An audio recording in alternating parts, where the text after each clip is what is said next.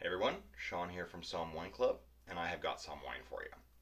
This is the 2018 Perticaia Montefalco Rosso from Umbria in central Italy. This is part of the May 2024 Somm Wine Club box, and a region that we haven't focused a lot on. Umbria is one of the lesser known regions of Italy, especially when compared to its more famous neighbors of Tuscany and the Marche, but fascinating and a real kind of up and coming region for some delicious wines, including wines from Montefalco. So Perticaia is a relatively young winery. It was started in 2000 by a man named Guido Gardili, who, after a successful career consulting as an agronomist for wineries throughout Italy, bought an estate in the village of Casale near Montefalco and opened and started Perticaia.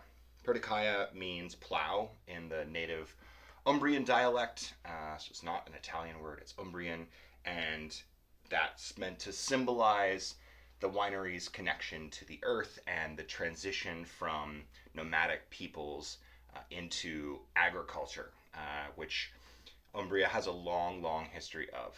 You think back to kind of antiquity in what's now central Italy. You have Etruscans in Tuscany and Umbrians in Umbria, and they did not like each other. So this area was always kind of in a constant state of battle and flux.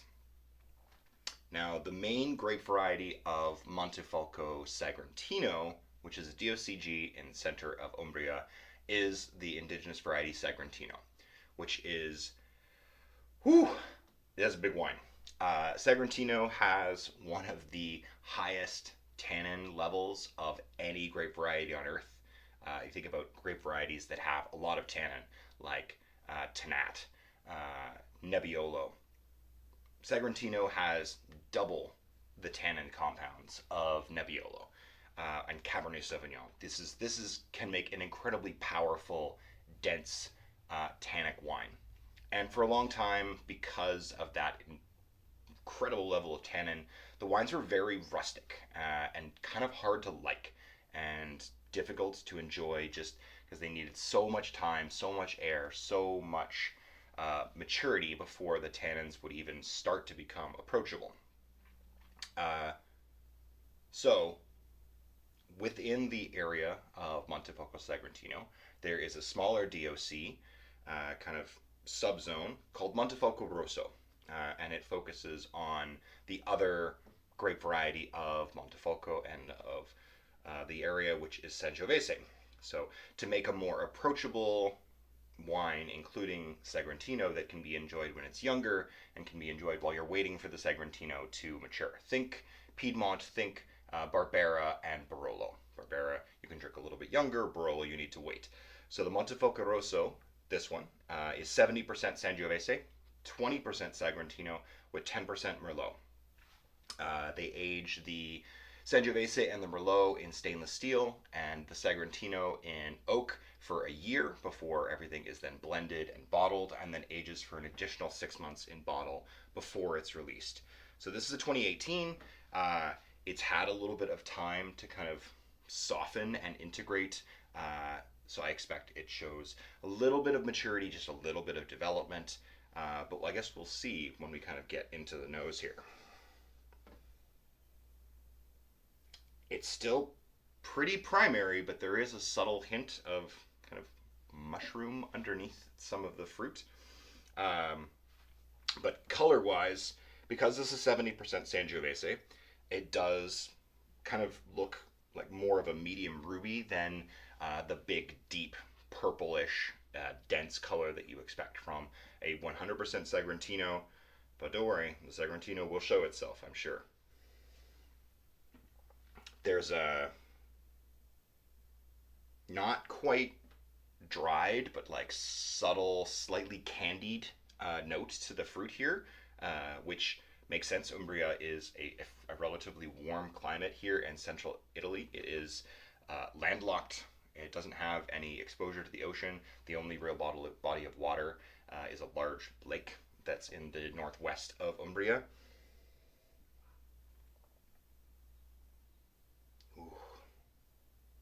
yeah, there's like yeah, dried mushrooms, uh, again, like dried leaves, grated spices like dark chocolate and cinnamon and nutmeg,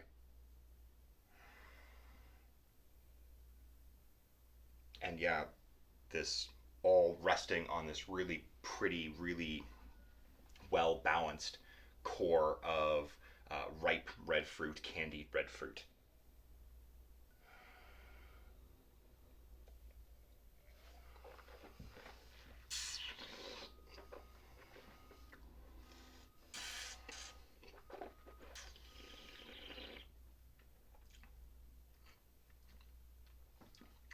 Is grippy, and it's meant to be. This is a wine that, even with only 20% Sangiovese, has an incredible depth of structure and has some power behind it. Um, ooh, that's delicious.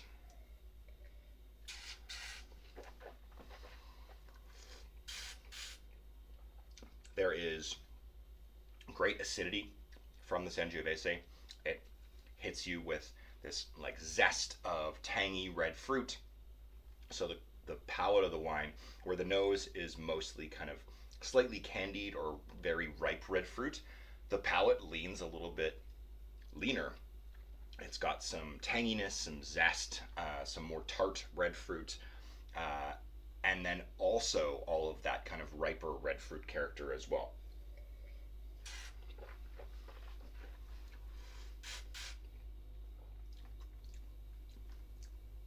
The earthy component on the palate is quite noticeable. The wine has the feeling of wet earth, of dirt, of like getting into the garden and getting it underneath your fingernails, and the smell of just like working in the soil.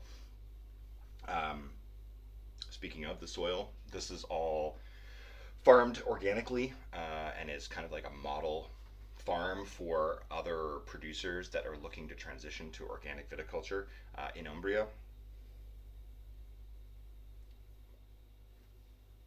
The Sagrantino's tannins are obviously quite apparent. The tannins are firm. They're not gritty though. They have like this really lovely kind of chalkiness to them as they linger and sit on your palate. And then over a few minutes while you're eating and talking, they do soften and they kind of become a little bit more melded into your palate.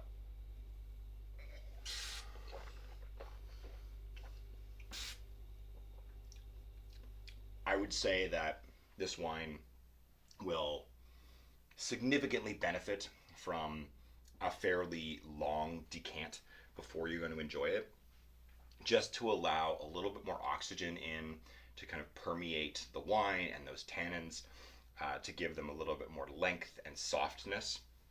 So if you know that you're going to have a meal, you know that this is the wine that you're going to drink, open it 2 hours before dinner. Put it in a decanter or a carafe. And if you don't have a carafe, you can use a water pitcher, you can use a juice jug, whatever you want. Just something that will allow you to pour the wine out, get it splashed up so that there's some oxygen that gets infused into the wine, and then you can use a funnel and you can put it back in the bottle if you want to and just let it sit. But that infusion of oxygen is really, really going to help to kind of lengthen and balance the tannic structure and allow a little bit more of the fruit. And there's some underlying florality and like dried rose petal and violets here that are really pretty. All of that's going to come out with time.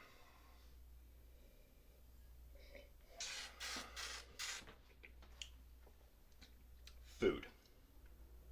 Since you've got this wine decanted and you are going to be cooking dinner or a meal, I, I struggle to suggest anything except for some kind of hearty protein, just because I do want that tannin to have a chance to latch onto something. But this wine has a significant amount of umami and kind of texture to it as well. So it doesn't necessarily need to be meat protein. You can use like hard cheeses here. You can use things like mushrooms or soy. Anything that's kind of got that umami. Tomatoes are a great choice, especially if you're doing things like a pasta or a stew or a roast or bake. Anything that adds flavor and caramelization is going to really, really play nicely with these things. Things with like morels or fiddleheads or like foraged vegetables or mushrooms from the springtime are really gonna kind of have a play date with this wine because it has those underlying characteristics as well.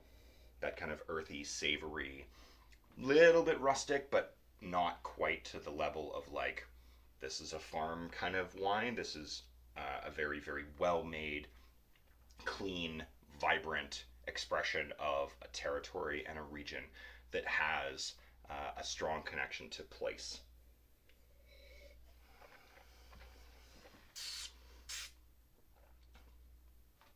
I'm super excited to be able to share a wine from a really unique region, from a fascinating grape variety that is starting to gain a little bit more international attention. So, I mean, good to get it on your radar now because there is some great Sagrantino out there. And now you have a gateway drug. Montefalco Rosso can be your door to exploring the other wines of Umbria, like the Montefalco Sagrantino. So enjoy. Thank you very much for watching, and I'll see you guys all next time.